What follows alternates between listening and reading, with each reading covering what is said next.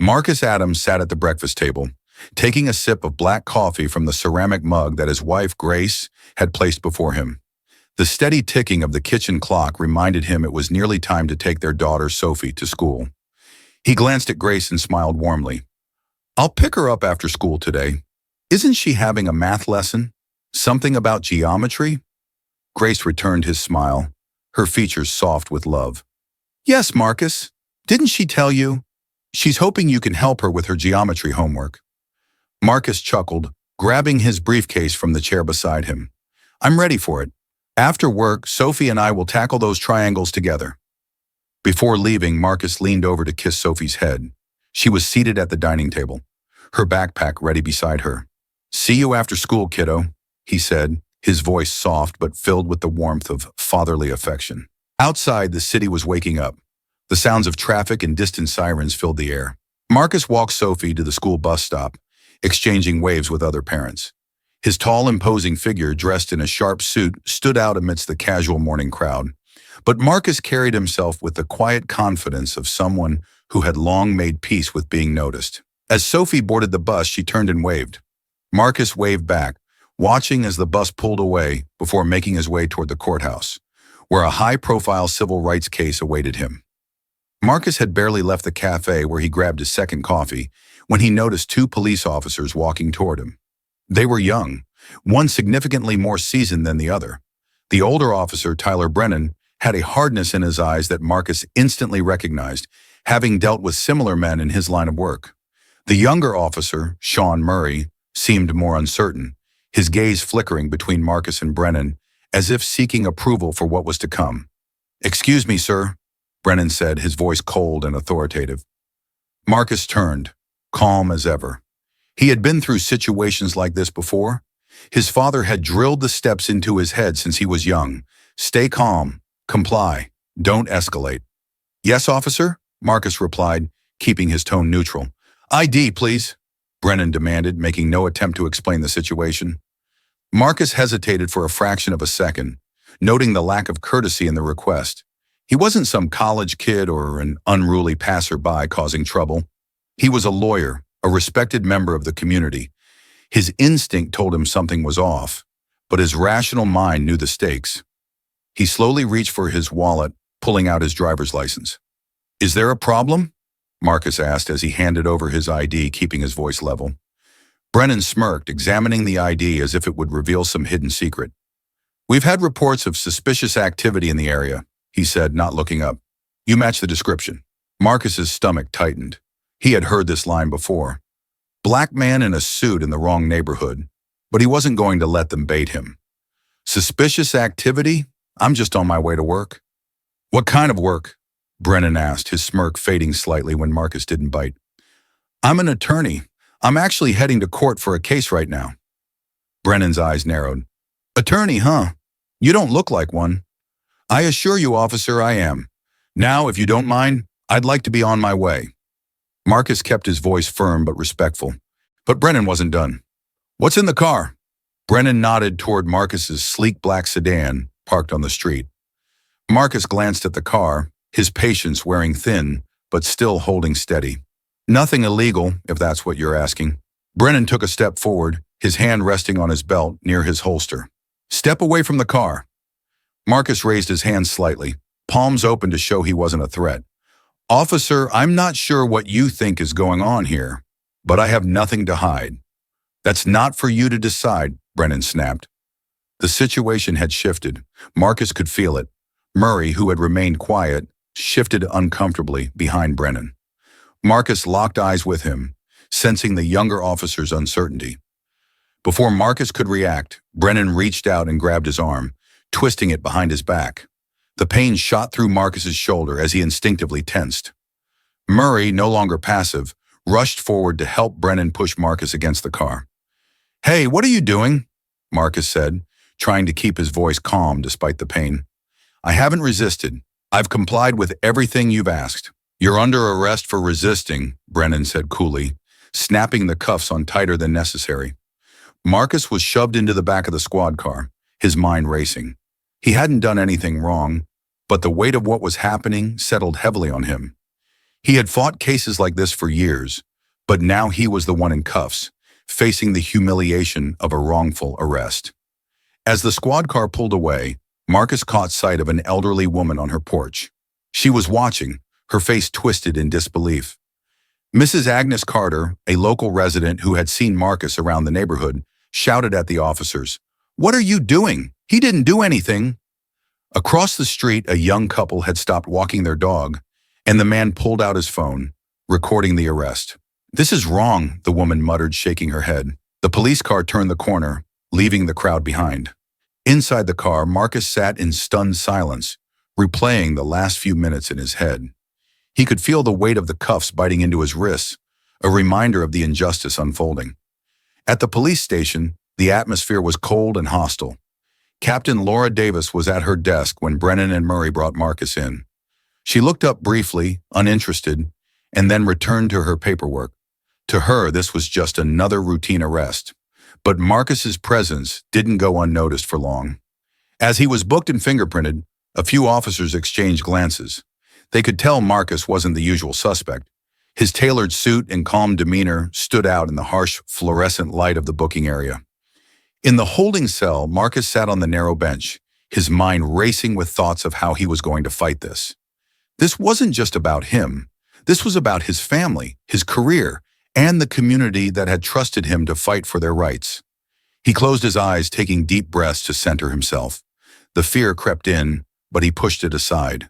His father's voice echoed in his mind, reminding him of the strength it took to stand tall in the face of injustice. But this wasn't over. He knew that when he got out of here, there would be a reckoning. Back outside, the protest was beginning. Grace, having learned of her husband's arrest through a call from a neighbor, arrived at the police station. She stood at the front of the growing crowd, her face pale but resolute. She knew Marcus wasn't just another case of police overreach. He was someone who had the power to make real change. As the day wore on, more people gathered. Ethan King, a local journalist known for covering social justice issues, arrived on the scene. He interviewed Grace, who spoke passionately about the wrongful arrest. Ethan's story, coupled with the video of the arrest, was quickly making its rounds on social media. The situation was no longer a private matter. The world was starting to pay attention.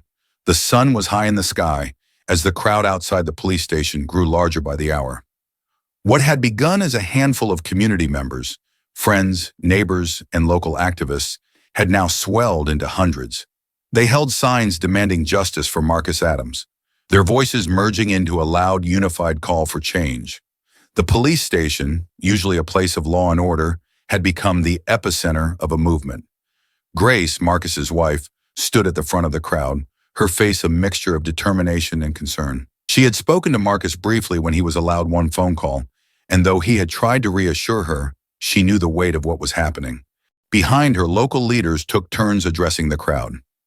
"Marcus Adams is not just a lawyer," said Reverend James Taylor, the pastor of the local church. His booming voice echoed through the streets. "He is a man who has fought for justice in our community for years, and now he is a victim of the very injustice he fights against." Ethan King, the young journalist who had taken an interest in Marcus's case, was weaving through the crowd with his camera, capturing every moment. He knew this story had the potential to become something much larger, a turning point in the fight against systemic racial injustice. He was gathering interviews, recording the energy and anger in the air, and he had already uploaded a live stream that was spreading rapidly online. "Do you think they'll release him today?" a woman in the crowd asked Ethan as he passed by. "I don't know," he replied, not wanting to give false hope. "But people are paying attention now. That's what matters." Inside the station, the atmosphere was starkly different from the protest outside. The walls were thick, but even so, the chants of the crowd outside could be faintly heard. Officers moved through the building with tension in their steps, aware that the situation outside was quickly spiraling out of control. Captain Laura Davis sat in her office, reviewing the arrest report for Marcus Adams. It was too thin. The justification for his arrest seemed flimsy, and the fact that the video of the arrest was now all over the internet only complicated matters. She had received several calls from her superiors, asking her to get a handle on the situation. But what exactly did that mean? She knew this wasn't just about calming the protest. Something about this arrest felt wrong. Officer Tyler Brennan knocked on her door, then entered without waiting for her response. "We've got a real mess on our hands," he said, shaking his head. "All this over a guy we picked up for looking suspicious." Davis leaned back in her chair, eyeing Brennan carefully. "Suspicious of what exactly?" Brennan gave a dismissive shrug. He was acting like he didn't belong in the neighborhood, kept looking over his shoulder, checking his phone like he was hiding something. Davis didn't say anything for a moment, letting the silence stretch. Finally, she spoke, her tone measured. "You arrested a man because he looked like he didn't belong in the neighborhood?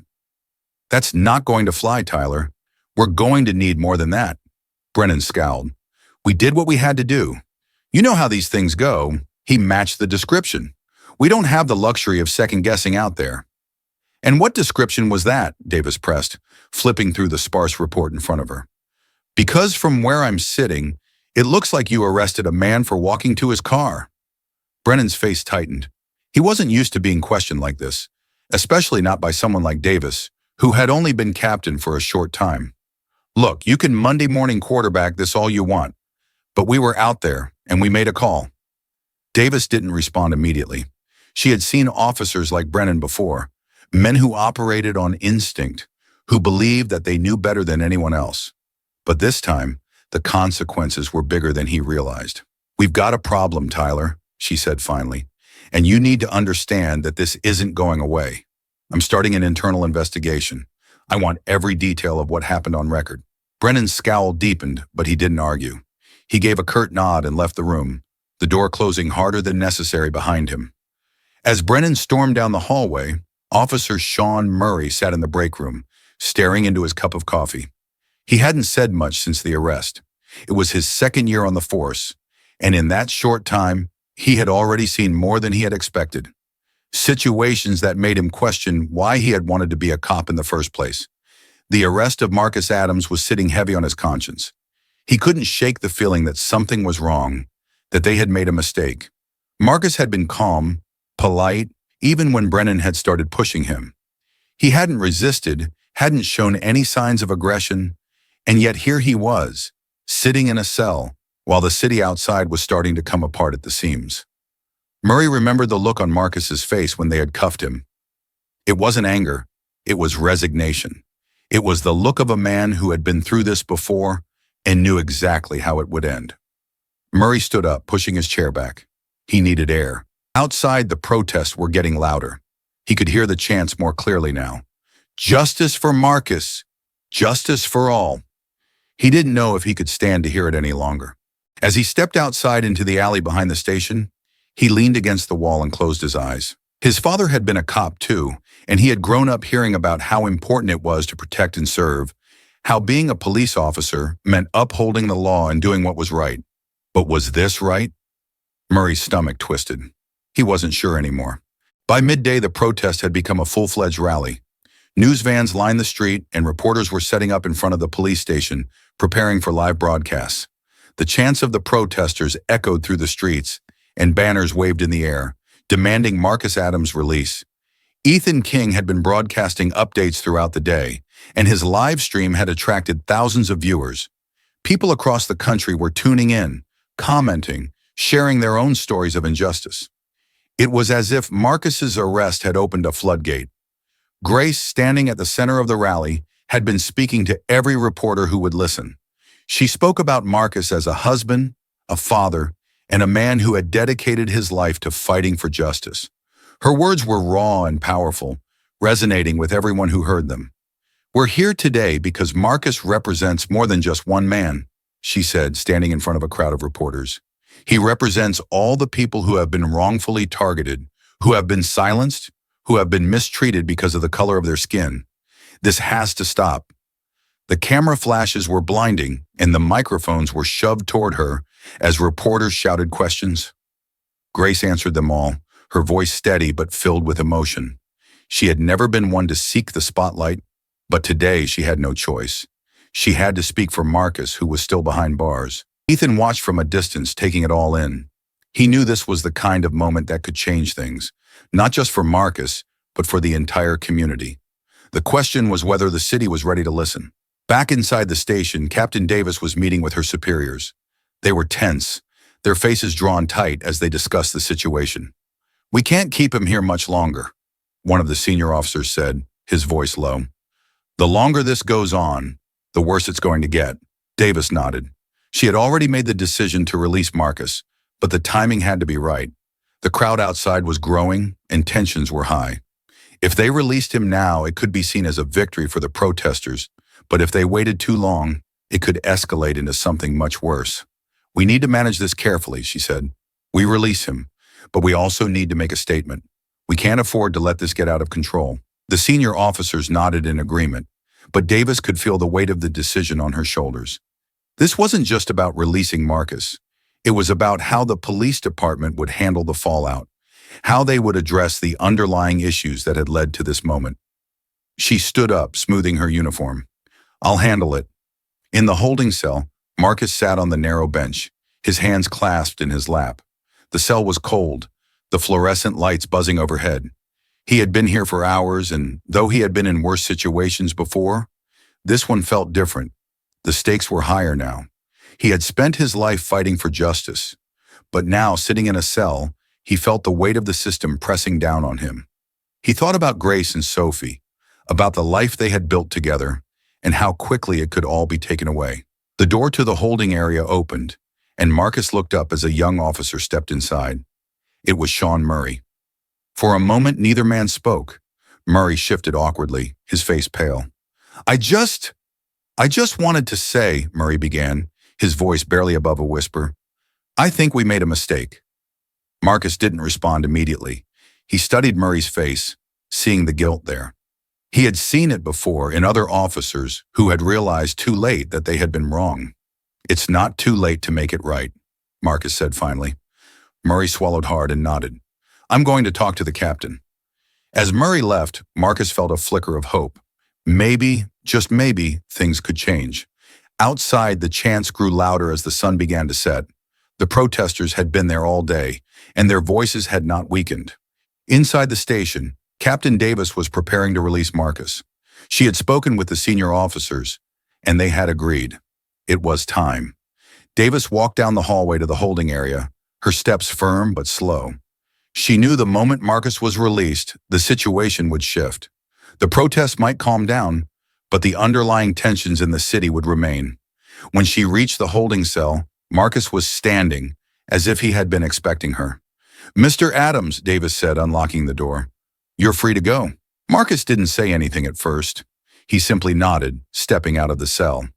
As they walked toward the front of the station, Davis spoke quietly. "I'm sorry for what happened. It shouldn't have gone this far." Marcus glanced at her, his expression unreadable. It didn't have to. When they reached the front doors, Marcus could hear the cheers of the crowd outside. The doors opened, and the noise hit them like a wave.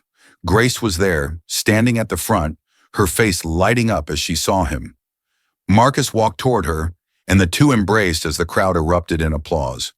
But Marcus knew, deep down, that this was only the beginning. The real fight for justice was just getting started. The cheers of the crowd faded as Marcus and Grace left the police station, but the adrenaline still pumped through his veins. As they drove home in silence, Marcus's mind was racing. The past 24 hours had been a blur, but he knew the battle was far from over. Grace glanced over at him as they pulled into their driveway, her brow furrowed with concern. "Are you okay?" Marcus nodded slowly, though his mind was elsewhere. "I'm fine," he said, though the weight of what had happened still hung over him. He opened the car door and stepped out into the quiet evening. The sounds of the city seemed distant now, a stark contrast to the chaos that had surrounded him all day. As they walked into the house, Sophie ran toward him, her small arms wrapping tightly around his legs. Marcus bent down and hugged her, feeling a lump form in his throat. "I missed you, Daddy," Sophie said, her voice muffled against his chest. "I missed you too, sweetheart," Marcus replied, his voice cracking slightly. He lifted her up and carried her into the living room, where Grace sat down beside him, her eyes filled with unspoken questions.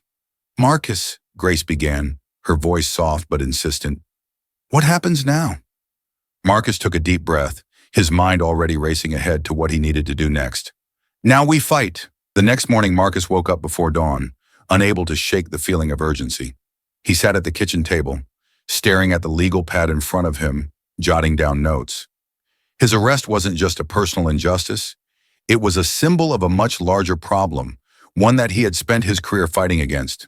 He knew the media was watching closely, and that meant every move he made from now on had to be carefully calculated. He needed to prepare a legal strategy, not just to clear his name, but to expose the systemic issues that had led to his wrongful arrest. Later that morning, Marcus met with his legal team. Lisa, his longtime colleague, sat across from him, her eyes sharp and focused. They had worked together on numerous civil rights cases, but this one was different. This time, Marcus was the client. "We're going to file a lawsuit for wrongful arrest and civil rights violations," Marcus said, his voice steady. "But we need more than that. We need to make this about the system, not just me." Lisa nodded. "We'll start by requesting all the body cam footage, any reports filed by the officers, and we'll subpoena the department for records on similar arrests." Marcus leaned back in his chair, rubbing his temples.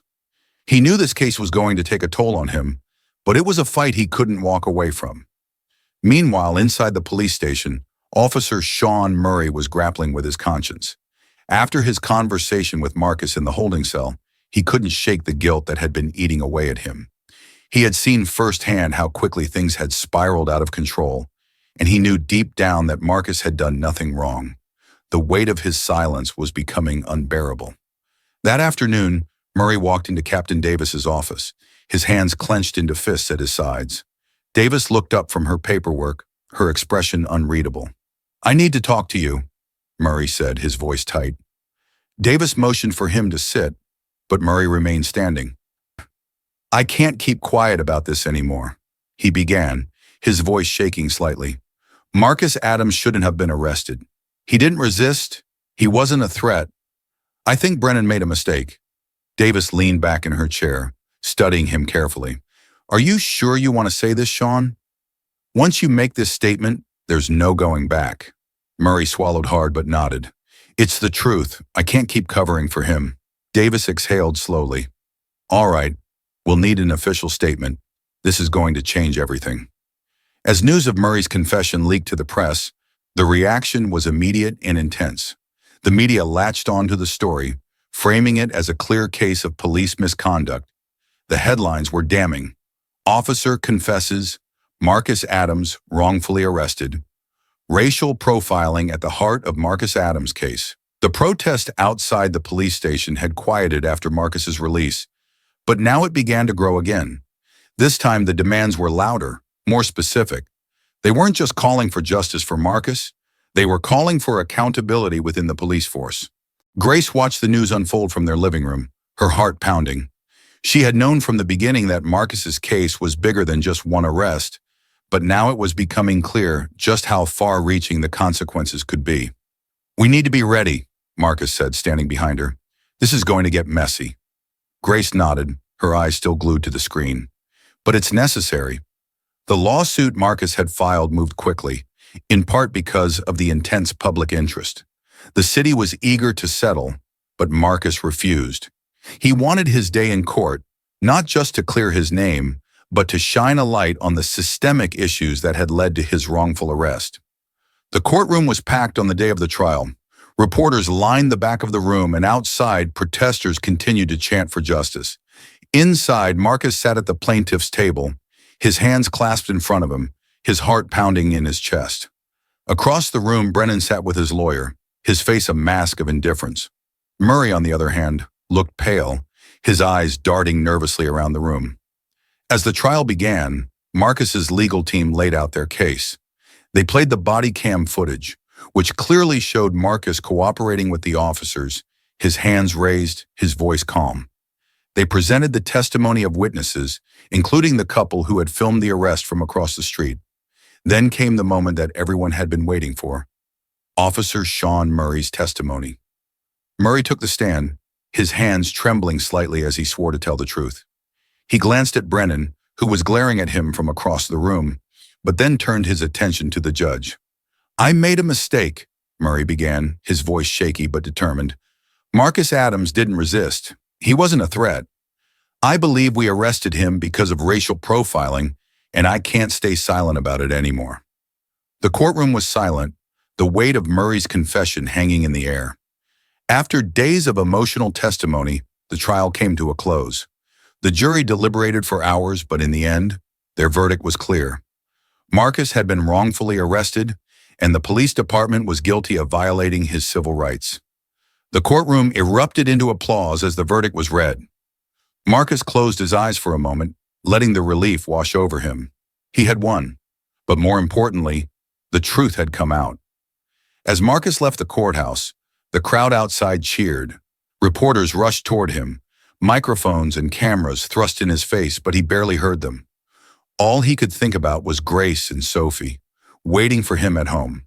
He had fought for justice, and for now he had won. But he knew the battle was far from over. In the weeks following the trial, the city began to change. The police department was placed under federal oversight, and several high-ranking officers, including Brennan, were fired. New training programs were implemented, focusing on de-escalation and anti-bias techniques. But the most significant change came from the community itself. Inspired by Marcus's fight, local activists began organizing more protests, pushing for broader reforms beyond just the police department. Town hall meetings were held, and community members voiced their demands for a more just and equitable system. Marcus, though exhausted from the trial, continued to play a central role in the movement. He spoke at rallies, met with city officials, and worked with other civil rights leaders to ensure that the momentum wasn't lost. At home, Grace watched him with a mixture of pride and concern. She knew how much this fight meant to him, but she also knew how much it was taking out of him. "You've done enough," she told him one night as they sat together on the couch. "You don't have to carry this on your own." Marcus smiled tiredly. "I know, but I can't stop now, not when we're finally making progress." Grace squeezed his hand, her eyes filled with understanding. "Just promise me you'll take care of yourself too. We need you." 6 months after the trial, Marcus found himself standing in front of a group of new police recruits. He had been invited to speak to them as part of the department's new training program. It was a surreal moment for him, standing in the very building where he had been wrongfully arrested, now addressing the next generation of officers. "Justice isn't just a word," Marcus began, his voice steady. "It's a responsibility. It's not enough to follow the rules. You have to understand why those rules exist. You have to treat everyone with dignity, no matter who they are or where they come from." The recruits listened intently, their eyes wide as they took in his words. Marcus could see the hope in their faces, the desire to do better than those who had come before them. After his speech, one of the recruits approached him, a young woman with a determined look in her eyes. "Mr. Adamson," she said, "I just wanted to thank you for speaking to us today. I joined the force because I want to make a difference. In hearing your story, it reminded me why I'm here." Marcus smiled, his heart swelling with a mixture of pride and hope. "Thank you," he said. "And remember, it's not just about what you do today, it's about what you do every day." As Marcus left the station, he felt a sense of peace wash over him. The fight for justice was far from over, but for the first time in a long time, he felt like they were moving in the right direction. Though Marcus had won in court, the weight of everything that had happened still hung over him like a dark cloud. As the weeks passed, the adrenaline from the trial began to fade, leaving him to confront the emotional toll it had taken. At home, Grace watched him closely, noticing the subtle changes in his behavior. He was quieter, more withdrawn.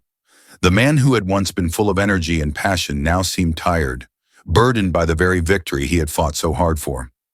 One evening, as Marcus sat alone in his office, going over case files, Grace entered quietly, placing a hand on his shoulder. "You don't have to keep doing this," she said softly. Marcus looked up, his eyes heavy with exhaustion. "I don't know how to stop." Grace sat down beside him, her voice gentle but firm. "You've been through so much. You've given everything you have, but you can't carry the weight of the world on your shoulders. It's okay to take a step back." Marcus leaned back in his chair, rubbing his temples. "I just feel like there's still so much to do. The fight's not over." Grace nodded, understanding his struggle. "It's never going to be over, Marcus, but that doesn't mean you have to keep fighting alone. You have people who believe in you, who are ready to help. Let them." Despite Grace's pleas for him to rest, Marcus found himself drawn back into his work. Not long after the trial, a new case landed on his desk, a case involving a young black man named Darius Collins, who had been beaten by police during a routine traffic stop. Darius's story was eerily similar to Marcus, and it hit too close to home. As Marcus read through the details, he could feel his anger rising. He knew he had to take the case, even though Grace had warned him to slow down. When Marcus met with Darius and his family, he could see the fear and frustration in their eyes. Darius was a promising college student, his future hanging in the balance because of a single encounter with law enforcement. His mother, Tanya, sat beside him, her hands shaking as she clutched a tissue. "I don't know what to do," Tanya said, her voice trembling. "They hurt my boy, and now they're trying to blame him for it."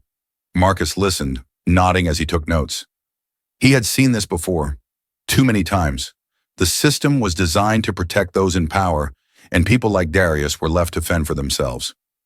"We're going to fight this," Marcus said firmly. "We're going to make sure they're held accountable." But as the meeting ended and Marcus walked back to his car, he felt the familiar weight of responsibility pressing down on him. He had won his own battle, but now he was stepping into another war, one that felt all too familiar. As Marcus threw himself into Darius's case, his relationships at home began to suffer. Grace, who had been his rock throughout his own ordeal, now found herself feeling neglected. She understood why Marcus was so driven, but it didn't make it any easier to watch him drift further away from their family. One night, after putting Sophie to bed, Grace confronted Marcus in the kitchen. "We need to talk," she said, her voice tight with frustration. Marcus looked up from the paperwork spread out across the table, his brow furrowed. "What's wrong?" "What's wrong?" Grace repeated, incredulous. "Marcus, you've been so wrapped up in this new case that you're barely even here anymore. Sophie misses you. I miss you." Marcus sighed, running a hand through his hair. "I know, I'm sorry, it's just... This case is important, Grace. Darius needs me." "I get that," Grace said, her voice softening slightly. "But we need you too. You can't keep doing this to yourself. You can't keep doing this to us." Marcus looked down at the table, guilt gnawing at him. He knew she was right, but he didn't know how to balance it all. "I'm trying, Grace. I really am." "I know," she said, her voice barely a whisper. "But you have to figure out a way to let go. Just a little bit. You can't save everyone." As Darius's trial approached, Marcus found himself reliving his own experience in the courtroom. The memories of his wrongful arrest and the emotional toll of the trial were still fresh in his mind, and he couldn't help but draw parallels between himself and Darius. The day of the trial was tense. Darius sat beside Marcus at the plaintiff's table, his hands clenched in his lap. His mother, Tanya, sat in the front row, her face pale with worry. Marcus glanced at her, remembering how Grace had looked during his own trial, strong but terrified. The prosecution painted Darius as a troublemaker, someone who had resisted arrest and endangered the lives of the officers. But Marcus knew better. He had seen the body cam footage, which showed the officers escalating the situation without cause. When it was time for Darius to testify, Marcus could feel the tension in the courtroom. Darius spoke softly, his voice shaky as he recounted the night of the traffic stop. The fear in his eyes was palpable, and it took everything in Marcus not to stand up and shout in frustration. As the trial dragged on, Marcus found himself growing more and more exhausted. He was reliving his own trauma through Darius, and it was taking a toll on him both physically and emotionally. But he pressed on, determined to win this fight for Darius, even as it slowly drained him. After a grueling week in court, Marcus returned home late one evening, completely drained. His head throbbed, his body ached, and his heart felt heavy with the weight of the world. Grace was sitting on the couch, waiting for him. She could see the exhaustion etched into his face, the way his shoulders slumped as if the weight of his burdens was pulling him down. She knew he was struggling, but she didn't know how to help him anymore. "Marcus," she said quietly as he sat down beside her, "you need to stop." He didn't respond, his eyes distant. Grace placed a hand on his arm, squeezing gently. "You're killing yourself with this. You're not the same person you were before all of this happened." Marcus closed his eyes, feeling the sting of her words. She was right. He wasn't the same. He had changed, and not for the better. "I don't know how to stop," he whispered, his voice cracking with emotion. Every time I try to step back, something else pulls me in. I feel like I have to keep fighting. I have to prove something, but I don't even know what anymore. Grace pulled him into a hug, holding him tightly as he finally let himself break. The tears came slowly at first, but then the floodgates opened and Marcus sobbed into her shoulder, years of pain and frustration pouring out of him. I can't keep doing this, he choked out. Grace, I'm so tired. Grace held him tighter, her own tears falling silently as she rocked him back and forth. You don't have to do it alone, she whispered. You don't have to be the hero all the time. After his emotional breakdown, Marcus took a step back from Darius' case. He handed over more responsibility to his legal team, allowing himself time to recover both mentally and physically. He spent more time at home, reconnecting with Grace and Sophie, rediscovering the joy of simply being present with his family.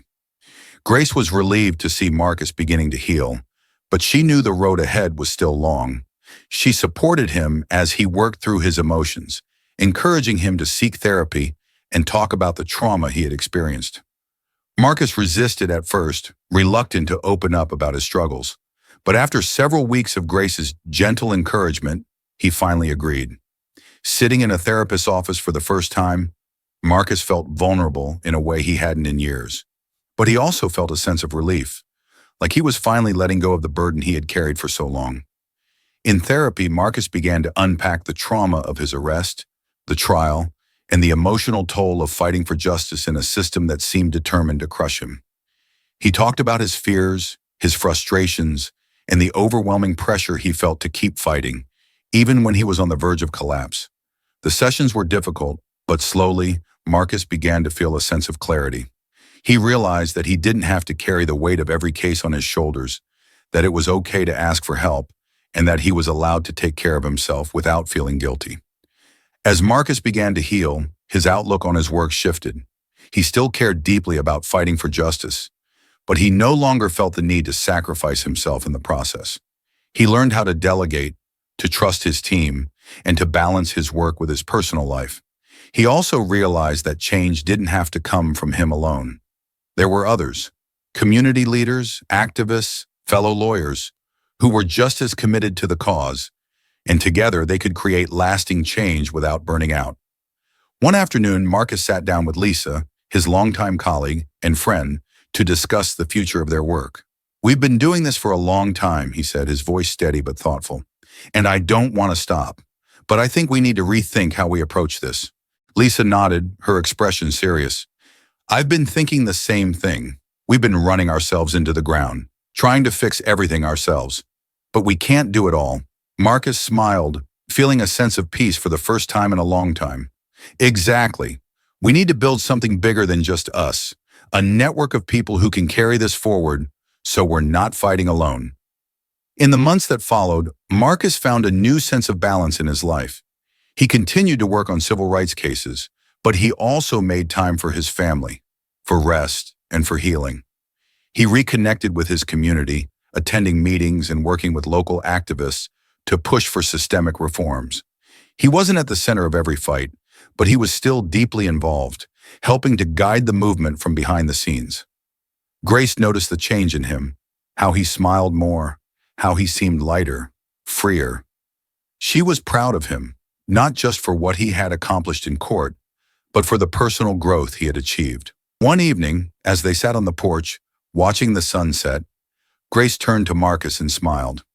You seem happier. Marcus nodded, a small smile tugging at his lips. I finally feel like I'm doing this the right way. I'm fighting, but not losing myself in the process. Grace leaned her head on his shoulder, her heart swelling with love for him. I'm proud of you, Marcus, for everything. Marcus kissed the top of her head, feeling a sense of peace he hadn't felt in years. The fight for justice would never be over, but for the first time, he felt ready to face it, without losing himself along the way.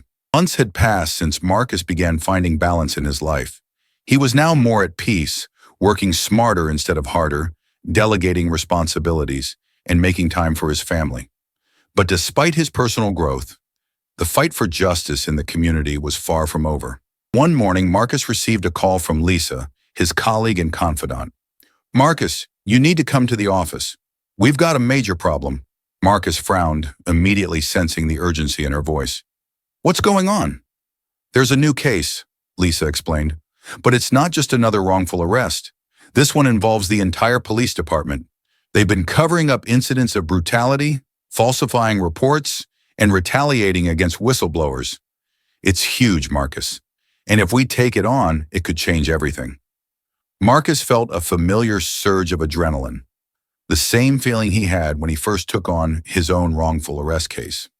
This was the moment he had been waiting for, the opportunity to take down a corrupt system, not just win another case.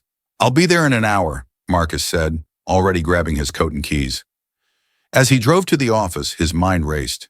This was it, the case that could expose the deep-rooted corruption he had been fighting against his entire career.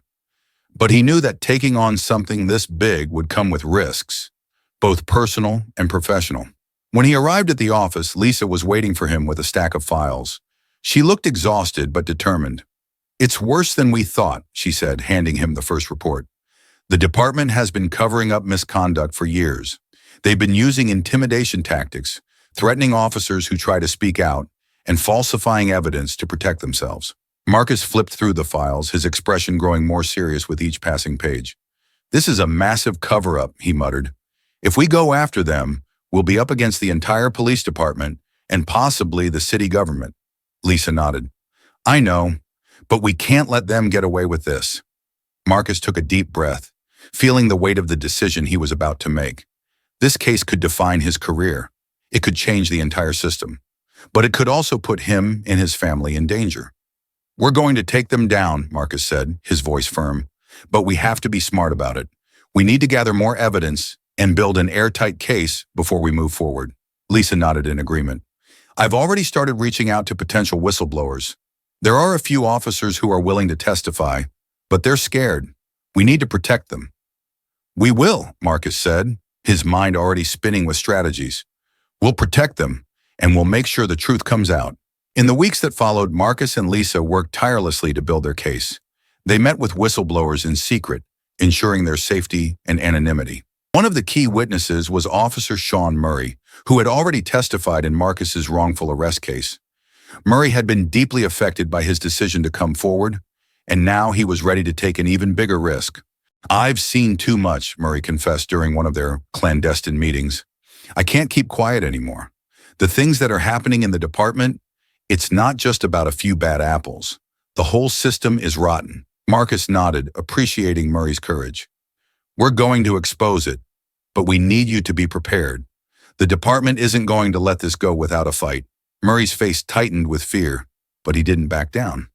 "I know, but it's time someone stood up." As they gathered more evidence, Marcus and Lisa began to piece together the full scope of the corruption. It wasn't just about police brutality. It was about a culture of impunity that allowed officers to act with near total authority, unchecked by oversight.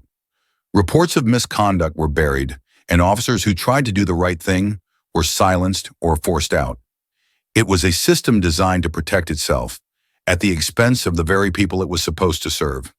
As the investigation progressed, Marcus began receiving anonymous threats. It started with phone calls late at night, heavy breathing on the other end, followed by silence. Then came the notes left on his car windshield. "Back off, or you'll regret it." At first, Marcus brushed them off, but as the threats grew more frequent and more specific, he knew he couldn't ignore them anymore. One evening, as he was leaving the office, he found a note taped to his front door. It read, "We know where you live. Stop digging, or we'll stop you." Marcus's heart pounded as he crumpled the note in his fist. He knew this was a direct attempt to intimidate him, to scare him into backing down.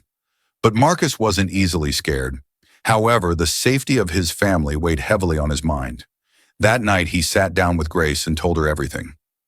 "I've been getting threats," Marcus admitted, his voice tense. "They're trying to scare me into dropping the case." Grace's face went pale. "Are we in danger?"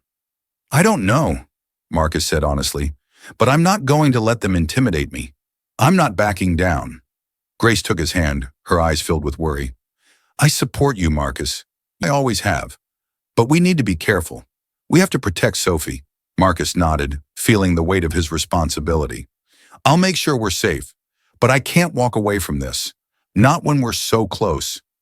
As the case moved closer to trial, the pressure mounted. Marcus and his legal team were ready, but they knew they were up against a formidable opponent. The city had hired a high-powered legal firm to defend the police department, and the stakes couldn't have been higher. The day of the trial finally arrived, and the courthouse was packed. Reporters, activists, and members of the community gathered outside, waiting to hear the truth that had been hidden for so long. Inside the courtroom, Marcus stood at the front, flanked by his legal team. Across the room, the police department's lawyers sat with their client, a stone-faced Chief Reynolds, who had overseen the department for over a decade. The opening statements set the tone for what would be one of the most intense legal battles of Marcus's career. The city's attorneys tried to downplay the allegations, painting the whistleblowers as disgruntled employees and Marcus as a lawyer seeking fame. But Marcus's team was prepared. One by one, the witnesses took the stand, including Officer Sean Murray. Murray's testimony was powerful, detailing years of misconduct and cover-ups within the department. His voice wavered at times, but his resolve never faltered. I couldn't stay silent any longer, Murray said, his voice steady as he faced the courtroom. People need to know what's happening. This isn't about a few bad officers. This is about a system that's broken, that's allowed people to get hurt. Next, Marcus's team introduced internal documents that had been leaked by another whistleblower. These documents revealed a pattern of falsified reports, cover-ups, and even directives from higher-ups to handle problematic officers who dared to speak out. The evidence was overwhelming. As the trial continued, Marcus found himself facing more than just legal challenges. One evening, after a long day in court, Marcus was walking to his car when he noticed a figure lurking near the shadows of the parking garage. His heart raced, but he kept walking, his senses on high alert. Suddenly, the figure stepped out of the shadows, a tall man wearing a hoodie, his face obscured. "You need to stop this," the man said, his voice low and menacing. "You're going too far." Marcus felt his pulse quicken, but he stood his ground. "I'm not stopping. You can't scare me." The man took a step closer, his voice growing darker. "You think this is a game? You think you're some kind of hero? You don't know who you're messing with."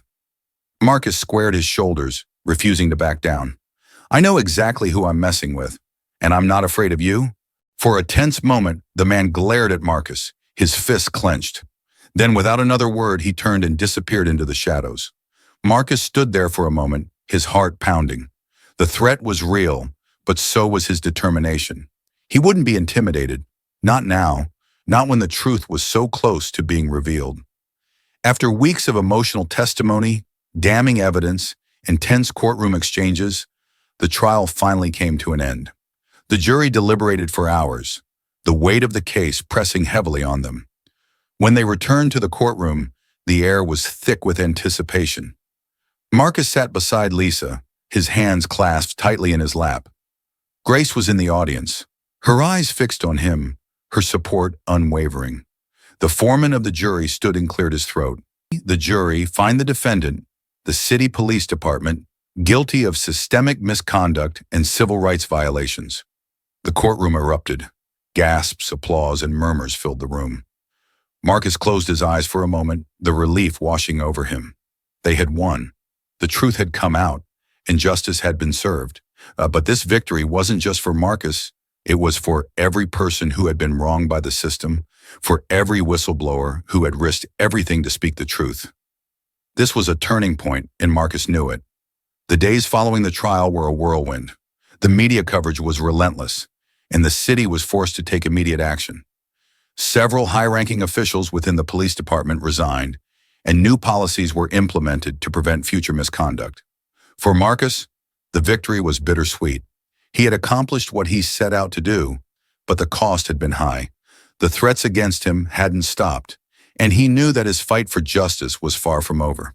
One evening, as he sat on the porch with Grace watching the sunset, Marcus sighed. "We did it," he said quietly, his voice tinged with exhaustion. Grace smiled, squeezing his hand. "You did it. You changed everything. Marcus shook his head. We did it. I couldn't have done any of this without you. Grace leaned her head on his shoulder, her heart full of pride. What happens now? Marcus stared out at the horizon, his mind already moving to the next battle. Now we keep going. There's still so much to do. Grace nodded, understanding that the fight for justice never truly ended. But for the first time in a long time, Marcus felt ready. He had found a new strength, a new sense of purpose. And with Grace by his side, he knew they could face whatever came next. 6 months later, the city was different. The police department had been restructured with new leadership and new policies aimed at addressing the systemic issues that had plagued it for years. The community, once divided by fear and mistrust, had come together in the wake of Marcus's victory. Marcus continued to work as a civil rights attorney, but he was no longer fighting alone. He had built a coalition of lawyers, activists, and community leaders who were dedicated to pushing for broader reforms. Together, they worked to hold the system accountable and ensure that justice was accessible to everyone. One afternoon, Marcus stood in front of a group of law students at a local university. He had been invited to speak about his work in the fight for justice. Justice isn't easy, Marcus began, his voice steady. It's not something that happens overnight. It's a constant battle, one that requires perseverance, courage, and, most importantly, community, because none of us can do this alone. The students listened intently, their eyes wide with admiration. Marcus could see the hope in their faces, the desire to make a difference. It reminded him of why he had started this journey in the first place. As he finished his speech, the room erupted into applause. Marcus smiled, feeling a sense of fulfillment that he hadn't felt in a long time. He had won many battles, but the war for justice would continue. And now he knew there were others ready to carry the torch. As he walked out of the university, the sun warm on his face, Marcus felt lighter. The world was still imperfect, still full of challenges, but for the first time, he truly believed that change was possible, and he was ready to face whatever came next. If you enjoyed this story and found it as thrilling and captivating as I did, please consider hitting that subscribe button to stay updated with more incredible tales like this one. By subscribing, you'll never miss out on any new stories, and you'll be the first to experience the twists and turns of every adventure. Don't forget to turn on notifications by clicking the bell icon, so you're always in the loop when new content drops. Your support truly helps this channel grow and allows me to continue creating stories that inspire, entertain, and connect us all. Thanks for being a part of this journey. Join our community and let's continue exploring together.